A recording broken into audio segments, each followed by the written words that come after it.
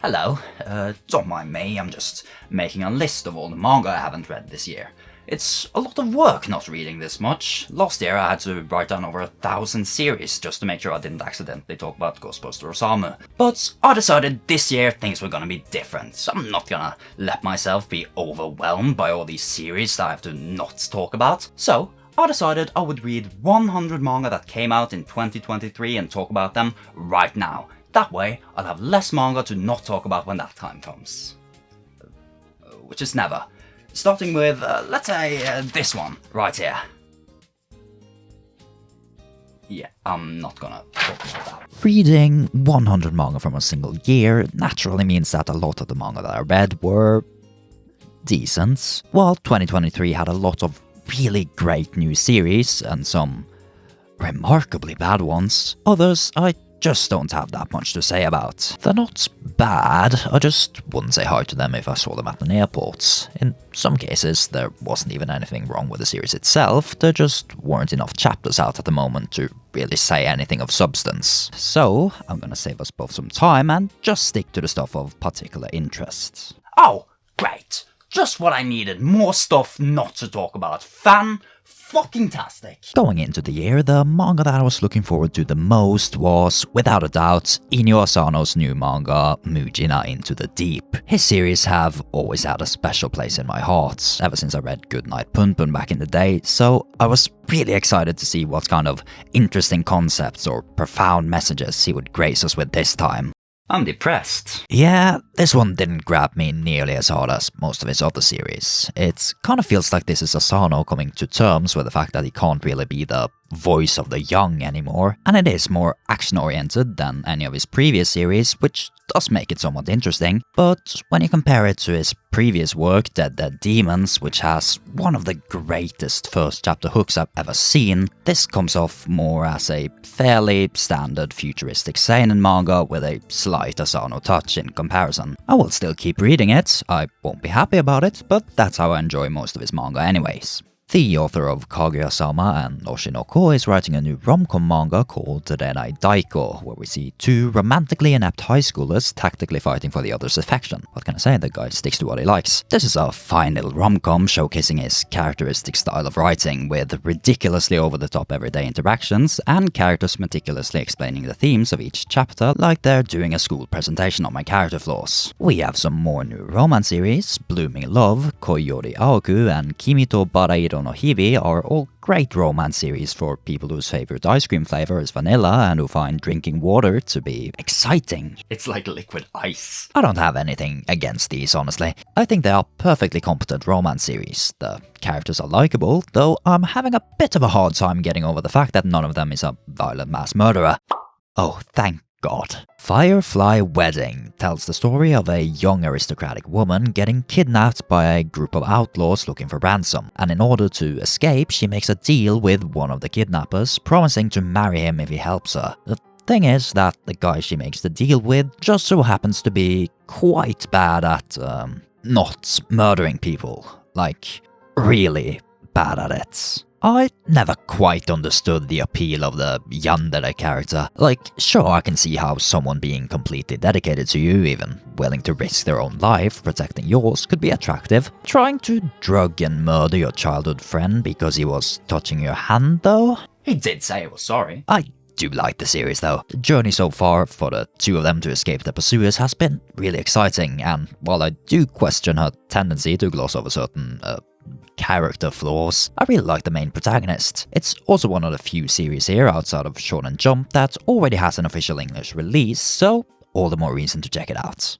In other news, the creator of Golden Kamuy is out with a new manga. Following the success of the historical drama focused around Ainu culture in the early 1900s, he now comes out with a natural follow-up and makes a manga about ice hockey. You had me at ice. Yes, in Satoru Noda's new work Dog's Red, we follow a disgraced figure skating athlete moving to Hokkaido to get away from the media and slowly falling in love with the city's signature sport, hockey. And look, I don't know much about hockey. Do I look like I would know? I can't really comment on how accurate this manga is to the real-life sports. I don't know if hockey players actually ride across the rink on top of the puck as a special move, but if they don't, I think they should, because that's rad. I called it a new manga earlier, but this is actually a remake of Noda's first manga, Spinamarara. It started back in 2011 and ran for only a little over a year due to low readership. Seeing as he thought it worthwhile to bring back after all these years, I assume he has some cool ideas that he really wanted to do with it. So I'm looking forward to seeing where it goes. I wonder what Evan thinks about the current state of relationship developments in modern shoujo manga. It feels like a lot of popular shoujo manga in recent times have had a trend of really speeding up the romantic developments, with a lot of series having the main couple get together within the span of the first volume, and honestly, this is a trend that I quite like, as manga has a tendency to really drag out the whole will they, won't they process, sometimes for a decade. Doing it like this instead lets the romance series focus on the, actual romantic relationship. But on the other hand, I'm a manga reader. Romantic progress makes me uncomfortable and reminds me of my crippling loneliness. So, if we don't slow down, I'm gonna start feeling like we're moving forward, and I hate body relative directions. Yeah, relationship developments are fine and all, but sometimes I just wanna read Kimi ni Todoke again, and it's for times like those that I'm glad we still have series like Gomen Hatsukoi. I know I kinda dissed some series earlier for being too vanilla, but this is about as basic as you can get. Transfer student moves into new town, she befriends a couple of childhood friends, one of them being a cute boy, and the other a cute girl who's secretly in love with said cute boy. And oh, what's this? Our protagonist is starting to develop feelings for the guy, but she can't betray a friend who liked him first. Oh, and here's a cool brooding guy. I sure hope this won't evolve into various romantically inclined geometric shapes in the future. It's about as cliched a setup as you can find, but damn it, reading it just makes me happy. Though the much sought after title of my favorite romance manga of 2023, I think will go to Shinoa's Konokoi wo Hoshi ni wa ne ga nai. This series might be one where it's better if I don't say too much of what it's about, not that the story is particularly unusual, rather I just found it to be one of the most genuine and heartfelt looks on friendship and unrequited love I've seen in a while. So I really encourage you to check this one out, you won't regret it. Wow, that was heartwarming. I wonder how I will smoothly transition from this one. Oh, thank you. Domestic Girlfriend, the infamous manga about a high school boy having a sexual relationship with his two stepsisters. No, not that one. No, those two are blood-related siblings, actually.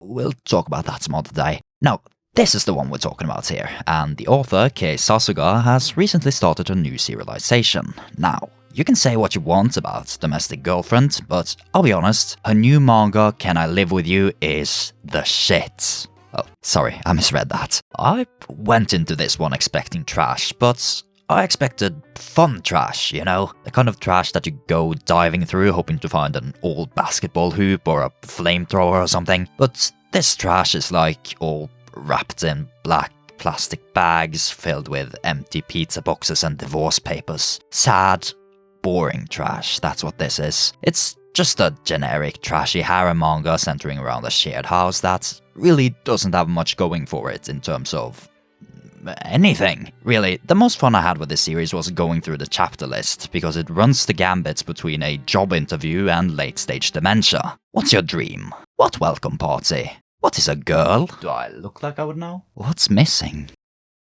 Insect. The case in which streaming in another world led to the creation of a massive yandere following. Bet you can't guess what this one's about. I'm fine with anything, as long as it's not nude modeling. And for your non-yandere needs, we have Tune Into the Midnight Heart and Seven Sleeping Beauties, which are both fairly enjoyable harem series, giving you the top shelf choice of any generic anime trope of your choosing. Oh, I love variety. We have the flirty girl, the sleepy girl, the angry girl, the mature girl. Which one will you pick? What's a girl? Sora wa Matotte is a really nice manga about chasing your passion. I tend to really like series like these, where we get to see someone falling in love and dedicating their full heart and soul to their activity. Like we have painting in Blue Periods, dancing in One Dance, makeup and fashion in Bless, while Sora wa Matotte sees a high school student devote himself to his love for nude modeling. Fuck! Well, specifically he loves painting nude models and is hoping to get into art university in Tokyo even with his relative lack of experience and training. With its focus on art, I was a little worried that this series would have too much overlap with Blue Periods, but I think it has managed to find an identity of its own. It's more light-hearted and innocent, which is ironic given the subject matter. Not that it doesn't have its dramatic moments, but the single-mindedness with which the protagonist approaches his art is very charming. They make it very clear that there is not a single impure thought going through this man's head while he's painting, which is good because I was starting to worry we'd have nothing in common. Hiro Mashima seems eager to turn around his reputation of relying on the power of friendship and never killing off any characters, so much so that he put the word dead front and center of his new manga. Then he killed like 100 people in the span of the first chapter. Seems like a bit of an overcorrection, but who am I to judge? Dead Rock has actually been pretty fun so far. It takes the My Hero Academia / Iruma-kun style of superpower high school manga and seems to put its own spin on it. This might end up being my favorite work of his so far, though I haven't had a huge attachment to his previous manga, so saying that is a bit like picking my favorite housewarming party of all time. I don't own a house, I don't have too strong an opinion, so I'll probably just pick the one that involved the most human casualties. Speaking of mushrooms, Doku Doku Mori Mori is one of the most intriguing series that I read this year. It takes place in a forest where we're introduced to these cute little mushroom people and their bloody race war, where the supposedly vicious and dangerous poison mushrooms are constantly being hunted down and killed by the edible mushrooms of the forest. The manga is centered around the young edible mushroom Tamago, whose entire village has been wiped out by the poison mushroom Tsukio.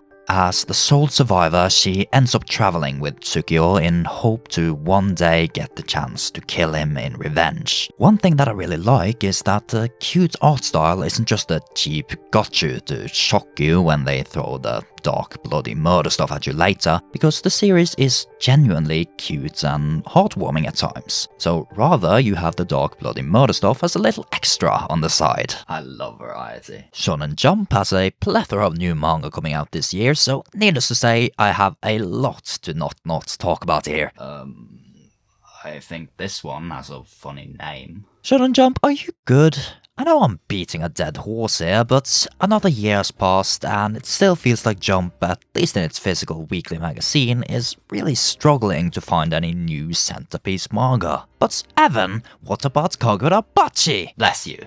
You were saying? It's the most popular new manga of the year by far, though that can probably be largely attributed to memes. And it's, fine.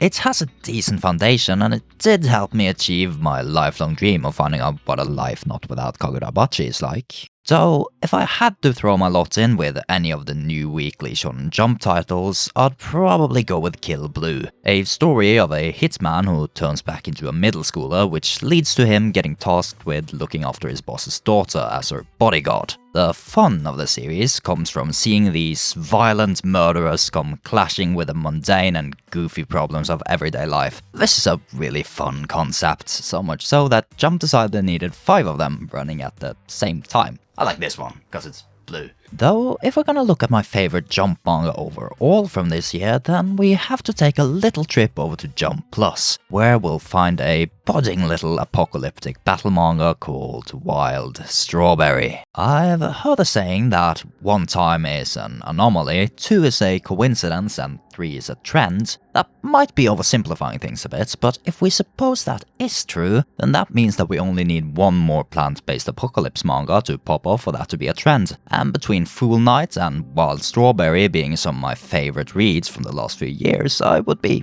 completely fine with that. Wild Strawberry presents us with an eerie, messed up world where large parts of Tokyo have been overrun by parasitic, plant-like monsters called Jinka. Kingo, our protagonist, while trying to protect his sister, becomes fused with a Jinka and gains its powers. And using those powers, he decides to join the government's anti-Jinka extermination force as a special recruit. And if you think that sounds very similar to Chainsaw Man, that's because, admittedly it is.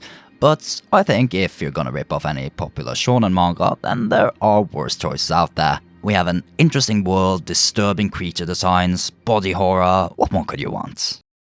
incest. I have a real fondness for manga centered around teachers, like GTO, Yomawari Sensei, or We Shall Now Begin Ethics. These stories often present really interesting perspectives and lessons from the problems of adolescence. Case in point, the first chapter of School Back, in which we meet a high school girl named Mana, who's perceived by most adults in her life as somewhat of a slacker, someone who doesn't really take things as seriously as she should, even though the truth is that her way of taking things seriously is just different from what's expected of her. The first chapter revolves around an incident in which Mana gets molested on a train and is able to apprehend the criminal, leading to his arrest. Needless to say, this shakes her up really badly, and her way of dealing with that is by pretending to everyone that she's completely unaffected by it, which a lot of the adults around her take as bravery.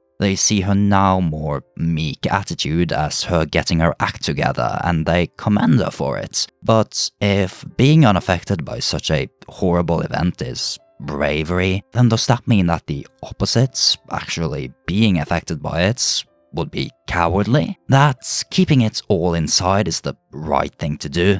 Just as she's about to hit the boiling point of stress, she is approached by Fushimi, the school janitor, who takes Mari to her office, gives her a cup of tea, and just lets her talk.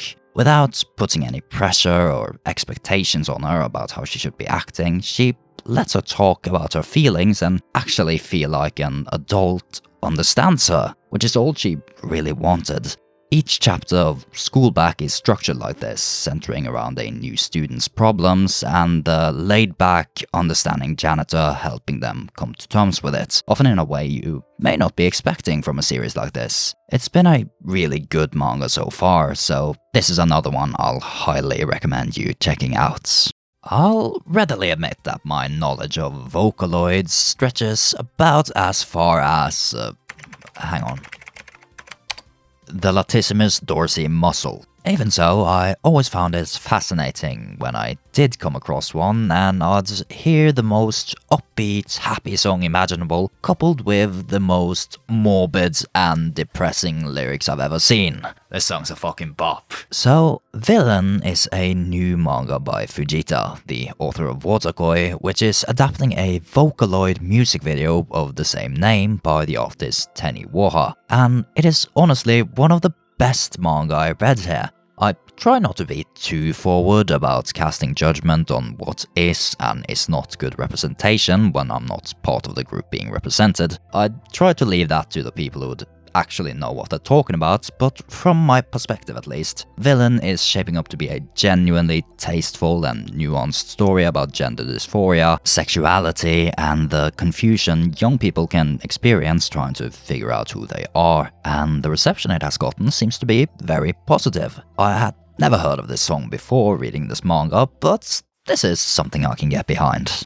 Hey, we haven't had an overly long Japanese title in a while. この雪原で君がずっと笑っていられるように is the debut series of one Haruka Chizu. And wow, what a way to enter the scene. This series, centered around a group of childhood friends being reunited as adults in the northern countryside of Japan, is so tender and heartfelt in its depiction of life not going the way you want it to go. It had me invested right away. When making this list, I was generally a little hesitant adding manga with less than a volume currently out, but in only 3 chapters, this has completely won me over. If you only walk away from this video reading one of these series, this one would be a very solid choice in my opinion.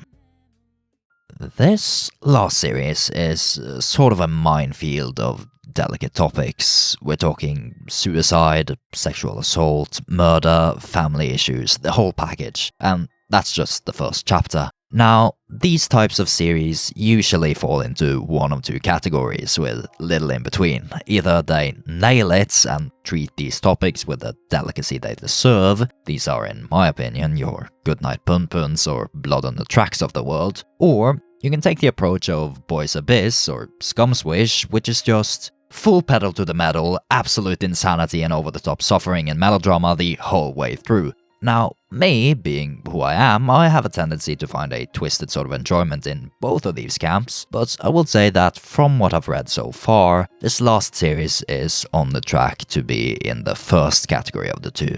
Saihatsu ni Mado has had many chances so far to step on a mine and blow its legs off. The first chapter opens with a young man in his 20s being let out of prison after having served 7 years for murder. We soon find out that the man that he killed was a middle school teacher, directly responsible for his sister committing suicide. Now his mother, who essentially lost both her children back then, is trying to get him back on his feet by helping out at a local orphanage, where he meets a girl eerily similar to the daughter of the man he killed.